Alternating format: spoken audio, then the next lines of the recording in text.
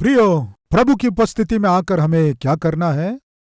आराधना करना है और दूसरा सुनना है। सुनना है तो परमेश्वर के नेटवर्क में हमें रहना है। आउट ऑफ कवरेज एरिया में आप जाएंगे तो उनकी आवाज आपको सुनाई नहीं देगी। सुनना है।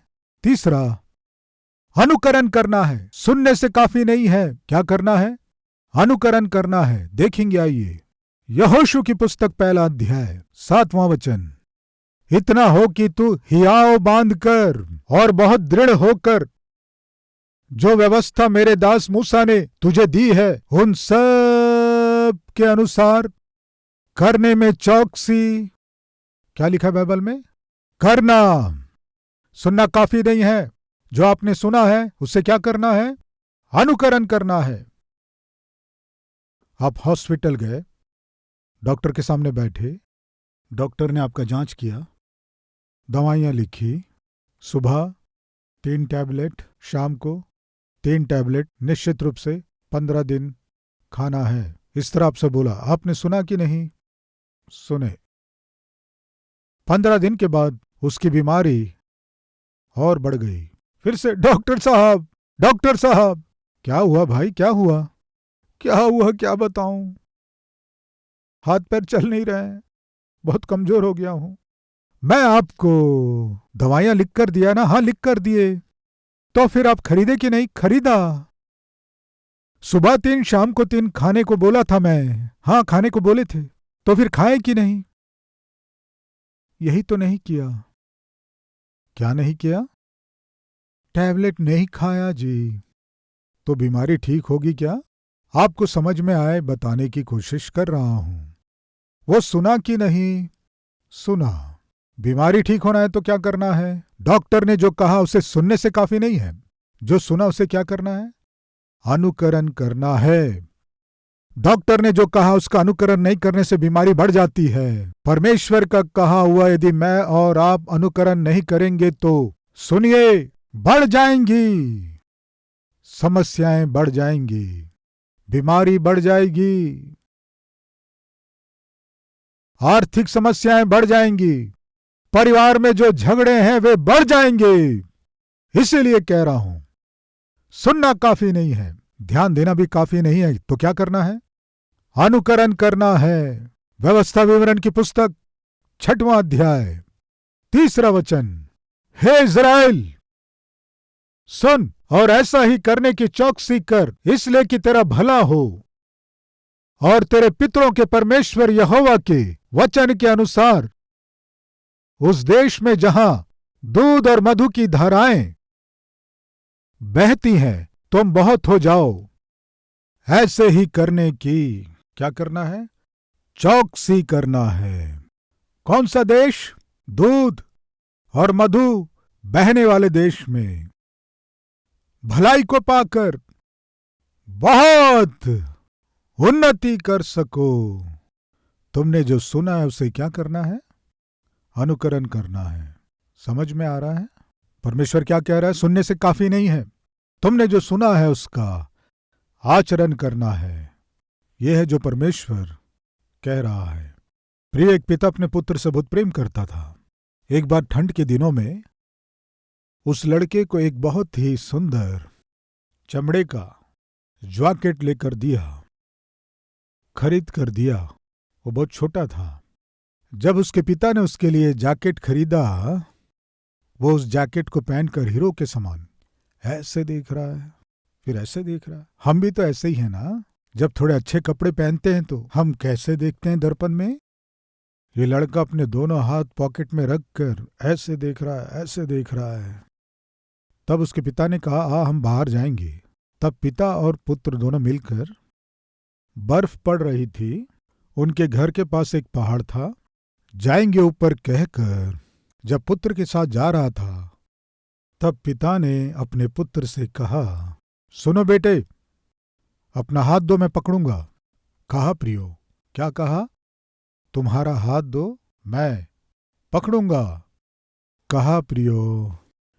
लेकिन ये लड़का दोनों जेब में, दोनों हाथों को जेब में रखकर ऐसे ऐसे चल रहा था। बेटे गिर जाओगे, मैं पकड़ूंगा तुम्हें। आवश्यकता नहीं है डैडी, मैं चल सकता हूं। ये कहकर पिता की आज्ञा मान रहा है या जो पिता ने दिया है जैकेट को देखकर पोज मार रहा है। और किसके सामने पोज मार रहा है? पिता के सामने पोज मार रहा है। जैकेट किसने दिया? पिता ने। वो जैकेट पहनकर जेब में हाथ डालकर पिता की आज्ञा भी नहीं मान रहा है। प्रिय भाई और बहनों, आज आपके पास जो भी है उसे परमेश्वर आपके प्रति दया करके दिया है। बाइक हो सकता है, कार हो सकती है, रहने के लिए मकान हो सकता है, या कोई नौकरी हो सकती है, या आपका स्वास्थ्य हो सकता है, या सुंदरता, या तंदुरुस्ती, या संपत्ति। कौन दिया बताइए? परमेश्वर ने दिया। परमेश्वर ने जो दिया है उस सुंदरता को आधार बनाकर, धन को, संपत्ति को आधार बनाकर, अधिकार को, पदवी को आधार मानकर यदि आप परमेश्वर की बात नहीं मानेंगे तो मैं पूछता हूं, ये सही है क्या? एक बार कल्पना कीजिए, मेरा पुत्र ठंड में बेचारा वो स्कूल जाता है, ठंड में परेशान नहीं होना है सोचकर पिता एक अच्छा जैकेट खरीद के देने से वो उस जैकेट को पहनकर अपने पिता की बात नहीं सुन रहा है। प्रियो, आज परमेश्वर के पास आकर नौकरी मांगे, परमेश्वर तरस खाकर नौकरी दिया, क्या हुआ जानते हैं? आप परमेश्वर की आज्ञा मानना छोड़ दिए, परमेश्वर के अधीन होना छोड़ दिए।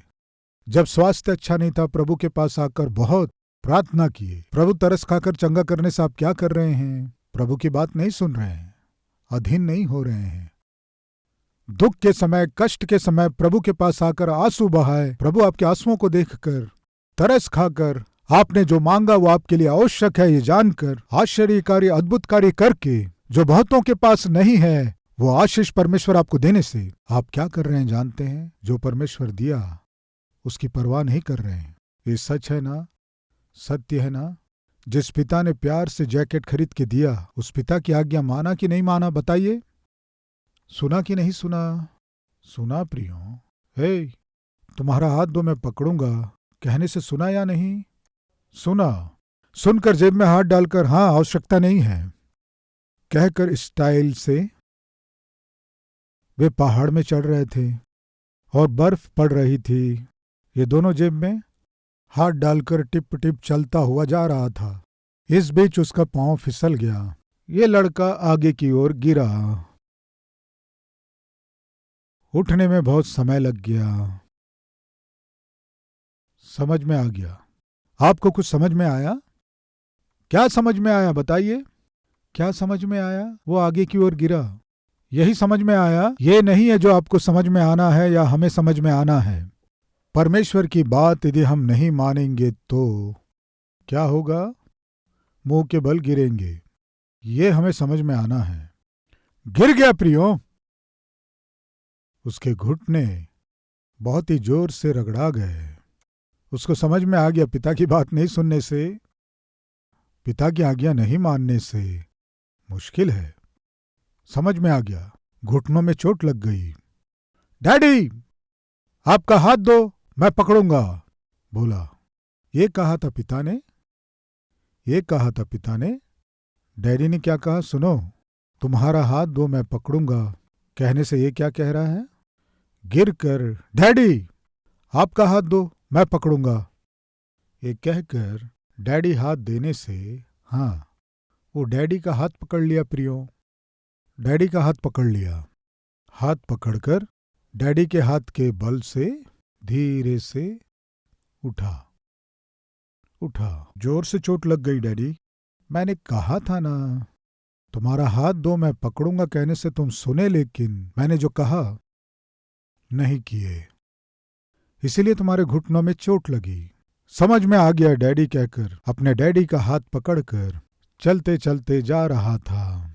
इस बीच उससे भी अधिक फिसलने वाला एक स्थान, एक ढलान आ गया। डैडी का हाथ ये पकड़ लिया। डैडी आगे चल रहा था। अचानक दोनों पैर फिसल गए। अभी उसने जिस हाथ से डैडी को पकड़ा था क्या हुआ? ये पकड़ा है ना, इसके शरीर में अधिक ताकत रहेगा या हाथ में ताकत रहेगा बताइए? उस शरीर के बल को ये हाथ सह नहीं पाया और वो आगे की ओर गिरा। 2 दांत टूट गए प्रियो, मुंह से खून बहने लगा। इससे पहले कहाँ चोट लगी बताइए? घुटनों में चोट लगी, घुटनों में लगी। अभी क्या हो गया? मुंह में चोट लगी, 2 दांत टूट गए, मुंह से खून बहने लगा। डैडी, डैडी, आप ही मेरा हाथ पकड़कर उठाइए। क्या कह रहा है? आप ही मेरा हाथ पकड़कर उठाइए डैडी। वो डैडी हाथ पकड़कर जब तक उठाया नहीं वो नहीं उठ पाया। अभी ध्यान से सुने प्रिय भाई, यीशु के हाथ में आप हैं समझो। आप फिसल भी जाएं, आपको गिरने नहीं देगा। परमेश्वर के हाथ में आपका हाथ होना है। परमेश्वर के हाथ में आप अपना हाथ दिए, परमेश्वर पकड़ा समझो। गलती से आपका पैर फिसल भी जाए, आप बिल्कुल गिरेंगे नहीं, क्योंकि वो परमेश्वर आपको पकड़ा है। इसीलिए छोटे बच्चों को देखिए, जब आप उसे घर से बाहर निकालते हैं, उसके हाथ को आप पकड़ते हैं, आप उसे खींच कर ले जाते हैं। ये उसे पसंद नहीं है। क्यों जानते हैं? हमारे हाथ में उसका हाथ है समझो, वो बिल्कुल स्थिर नहीं रहेगा। धीरे से खींच के आपका हाथ पकड़ लेगा। क्यों जानते हैं? आपका हाथ वो पकड़ा समझो। आइसक्रीम की गाड़ी आई तो वो क्या करेगा? आपका हाथ छोड़कर देखता रहेगा, डैडी डैडी। आप आगे चले जाते हैं, वो वहीं रहता है। इसका अर्थ क्या है? वो यदि आपका हाथ पकड़ा तो उसकी जहां मर्जी है वहां वो रुक सकता है, लेकिन यदि उसका हाथ आप पकड़े हैं तो उसकी मर्जी बिल्कुल नहीं चलेगी। ये उसे पसंद नहीं है। उसे क्या चाहिए? फ्रीडम, स्वेच्छा चाहिए। मुझे जहां रुकना है वहां रुकना है, जो खरीदना है उसे खरीदना है, जो चाहिए उसे पाना है। मेरी इच्छा पूरी करने का अवसर मिले या कोई ऐसा स्थान आ जाए तो छोड़ना है, पिता को छोड़ना। ये छोटे बच्चों का स्वभाव है। प्रिय भाइयों बहनों, सुन रहे हैं? जब हम प्रभु की उपस्थिति में आते हैं, पहला आराधना करना है, और दूसरा सुनना है, और तीसरा बताइए अनुकरण करना है। वचन सुनना काफी नहीं है। यहोशू से परमेश्वर कह रहा है, दृढ़ हो जाओ, तुम जहां कदम रखोगे वो स्थान मैं तुम्हें दूंगा। तुम्हारे सामने कोई खड़े नहीं हो सकता, ऐसा मैं करूंगा, लेकिन मेरी व्यवस्था को तुम्हें पढ़ना है और उसके अनुसार करना है। सुनिए प्रिय भाई और बहनों, मां कह रही है बेटे भोजन कर लो। आप सुने कि नहीं सुने? सुने। सुनने मात्र से आपकी भूख मिट जाएगी या भोजन करोगे तब आपकी भूख मिटेगी? बताइए। मां बोली बेटे भोजन कर लो। आप सुने या नहीं सुने? सुने, लेकिन मां ने जो कहा नहीं किए। भूख मिट गई क्या? नहीं। बेटे अच्छे से पढ़ाई करो, इस तरह आपके टीचर ने आपसे कहा या आपके माता पिता कहे। आप सुने कि नहीं? सुने, लेकिन पढ़ रहे हैं क्या? नहीं पढ़ रहे हैं। मैं पूछता हूं, पास होंगे? पास नहीं होंगे। सुनना काफी नहीं है। सुनकर जो अनुकरण करेगा वो ही उन्नति करेगा, सुनहरे भविष्य को पाएगा। परमेश्वर के विषय में भी यही है। प्रिय भाई और बहन, आप प्रभु की उपस्थिति में आकर सुने ये काफी नहीं है। आपने जो वचन सुना उसे सुनकर क्या करना है? अनुकरण करना है, तभी उन्नति मिलेगी। आचरण करने से ही आशीष मिलेगी, आचरण करने से ही आनंद मिलेगा, आचरण करने से ही स्वास्थ्य मिलेगा। हे नारी, मेरे पास आ। ये कहकर उस दिन 18 वर्षों से जो सीधी नहीं हो पाती थी, यीशु जब उस स्त्री को बुलाया, वो यीशु के पास आई। क्यों? मुझे क्यों आना है? कहती तो वो कुबड़ी ही रहती। प्रभु की बात सुनकर आज्ञा मानी, इसीलिए वो चंगाई को पाई। समझ में आ रहा है? हम जब प्रभु की उपस्थिति में आते हैं हम क्या पाते हैं? आशीष पाते हैं, दूसरा आनंद पाते हैं, तीसरा उन्नति पाते हैं, चौथा चंगाई पाते हैं, पांचवा आत्मा का उद्धार। प्रिय देखेंगे थिस्सलुनीकियों की पहली पुस्तक 4 उसका 18। तुम इन बातों के द्वारा एक दूसरे को शांति दिया करो। जब हम प्रभु की उपस्थिति में आते हैं, पहला है आराधना करना है, सुनना है आचरण करना है। यहां क्या लिखा है? क्या करना है? शांति देना है। जब आप अपने साथ के लोगों के लिए प्रार्थना करते हैं तब आप क्या करते हैं? उन्हें शांति दे रहे हैं। उन्हें आप हिम्मत दे रहे हैं कि मेरे लिए प्रार्थना करने के लिए एक बड़ी सेना है, एक बड़ी कलीसिया है। इस तरह का, इस प्रकार के हिम्मत को, शांति को, विश्वास को प्रकट कर रहे हैं। प्रिय, एक बहन प्रार्थना कर रही थी। वो जब प्रार्थना कर रही थी, वो प्रभु से कुछ मांग रही थी। वो परमेश्वर से बातें कर रही थी, बोल रही थी, बता रही थी। परमेश्वर से बताते बताते प्रार्थना कर रही थी। तब पास में एक बहन थी, तो परमेश्वर उससे कहा,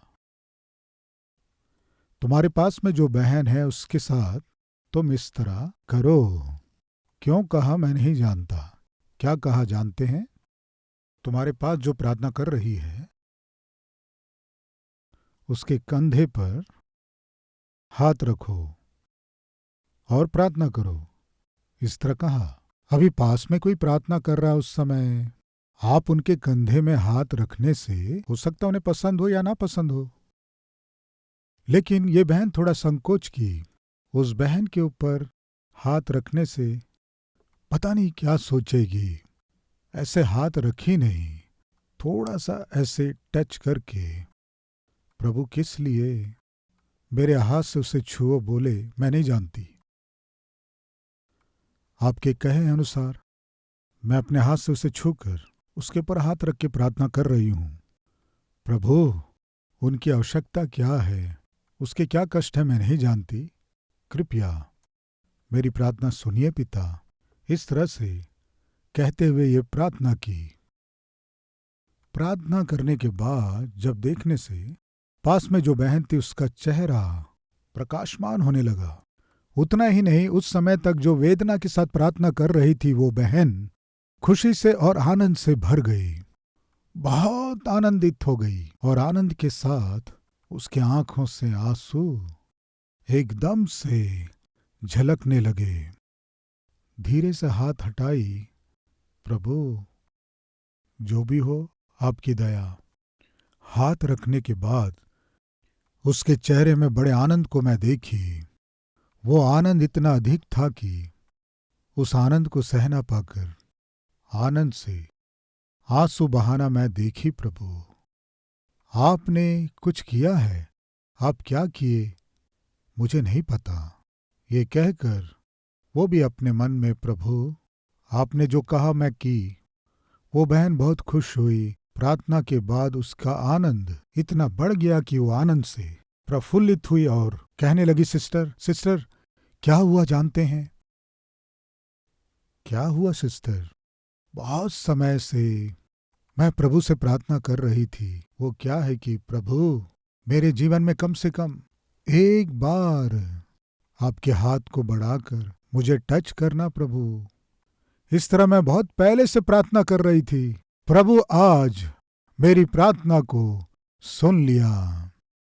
मेरा प्रभु अपने हाथ से जब मुझे टच किया, मेरे प्रभु के हाथ में जो सामर्थ थी मुझे छू ली।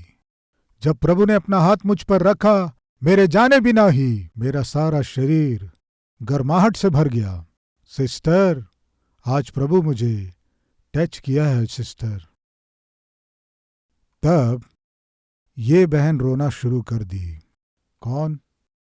ये बहन आंखें बंद करके, प्रभु मेरे हाथ से तूने उस बहन को ऐसे छुआ कि जैसे तू अपने हाथ से छू रहा है। आप बहुत ही महान परमेश्वर हैं। अभी मेरा एक प्रश्न, परमेश्वर यदि किसी की सहायता करना चाहे तो डायरेक्ट आकर करता है क्या, या आपको प्रेरित करके आपके द्वारा सहायता करवाता है? बताइए। यदि परमेश्वर किसी की सहायता करना है तो सीधे आकर सहायता करेगा या आपके द्वारा सहायता करेगा? अगर परमेश्वर किसी को टच करना चाहे तो कई बार आपके द्वारा ही वो प्रभु टच करेगा। इसलिए प्रिय भाई और बहन, जब आपकी बहन के साथ आप मिलकर कंधे में हाथ रखकर प्रार्थना करते हैं, आप नहीं जानते उस हाथ के स्पर्श में मेरे परमेश्वर का हाथ भी शामिल रहता है। आप प्रार्थना करेंगे तो मेरा प्रभु सुनेगा। प्रभु ने कहा, संकट के समय मुझसे प्रार्थना कर, मैं तुझे उत्तर दूंगा। यह भी लिखा है कि एक दूसरे के लिए प्रार्थना करो। जहां 2 या 3 मेरे नाम से जिन्हें बांधेंगे उन्हें मैं भी बांधूंगा। सेवक बांधेगा तो बांधूंगा, परमेश्वर नहीं कहा। जहां 2 या 3 मेरे नाम से इकट्ठे होकर एक मन से इस धरती में जिन्हें बांधेंगे मैं भी बांधूंगा। परमेश्वर आपको वो अधिकार दिया है। प्रिय, परमेश्वर की उपस्थिति में आकर आराधना करने से परमेश्वर क्या करता है? स्वास्थ्य को देता है और आशीष को देता है, आनंद को देता है, उन्नति को देता है, आत्मा के उद्धार को देता है। आइए प्रार्थना करें।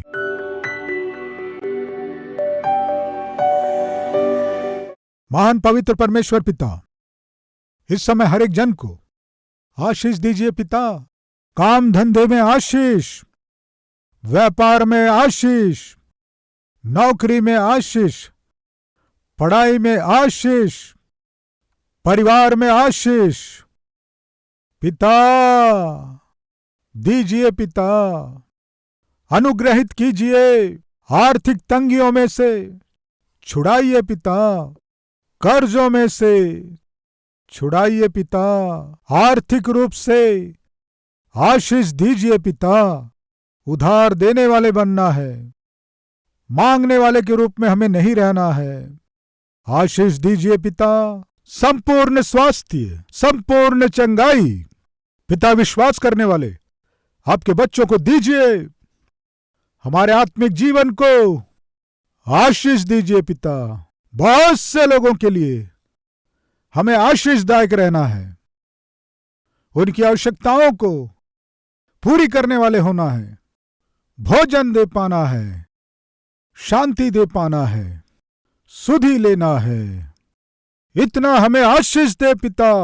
ये आशीषें हमारे ऊपर उंडेलिए पिता, उंडेलिए पिता। हम आपकी महिमा कर सकें, आपके नाम को ऊंचा कर सकें, आपके प्रेम को इस संसार में हम दिखा सकें। हमारे हर एक काम के द्वारा आपको आनंद दे सकें पिता। हमें आशीष दीजिए पिता। यीशु के नाम से मांगते हैं पिता, आमीन। हमारा पता Calvary, post box number 30, Kukatpally, Hyderabad 72।